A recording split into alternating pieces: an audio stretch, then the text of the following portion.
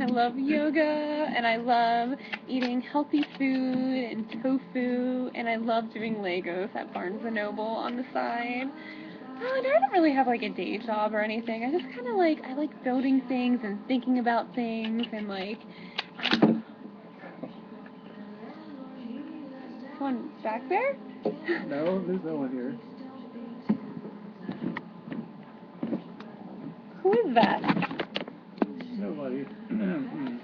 Okay, do you live there? Maybe. What do you do? What's it like being you? Living there? It's a very angry experience.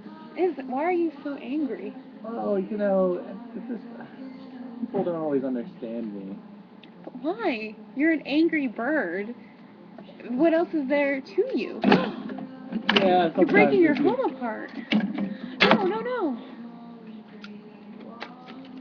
You found me. Wow. So what's your life like on a daily basis? Like you don't seem to have any arms or legs. Well, sometimes I just knock over Clumsy. things. Well, I don't have any arms and legs like Can you tell me the meaning of life? Yes. You can't video in here. Oh, sorry. Oh, sorry. Okay. Sorry about that.